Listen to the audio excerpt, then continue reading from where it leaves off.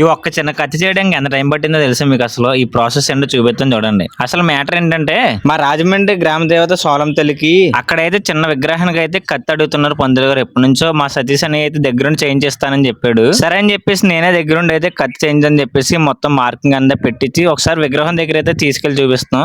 అక్కడేమో కొంచెం కత్తి అయితే పెద్దది అవుతుందని చెప్పేసి మళ్ళీ చిన్న చేయించాలని మళ్ళీ తీసుకొచ్చాను నేను. మళ్ళీ ఆ కత్తిని అయితే వర్క్ షాప్ తీసుకొచ్చి మార్కింగ్ పెట్టించి చిన్న కత్తి కింద చేయించాను. అలాగే కిందనైతే అమ్మవారి చేతిలో పెట్టాను కాబట్టి చిన్న ఓస్ పెట్టి ఇద్దరిది అయితే వెల్డింగ్ చేయించాను నేను. ఇద్దరు వెల్డింగ్ చేయించిన తర్వాత ఇంకా వర్క్ షాప్ తీసుకెళ్లి ఆయన అయితే డైరెక్టర్ గా ఇంకా పాలిష్ పెట్టించాను నీట్ గా వచ్చేలాగా. ఇంకా పని మొత్తం అయిపోయింది, తీసుకెళ్లి ఇచ్చేద్దాం అనుకునేటప్పటికి మా అన్నయ్యకి అయితే ఒక ఐడియా వచ్చింది. అటుపక్క ఇటుపక్క లేజర్ పేరు అయితే ఏం చేయడం, అది కూడా అమ్మవారి పేరు మీద. ఒకసారి చూడండి ఎంత బాగుందో. ఇక్కడ అమ్మవారిని అయితే రెండు పేర్లుగా పిలుస్తారు, అందుకే అటుపక్క పేరు ఇటుపక్క పేరు ఎంచాను.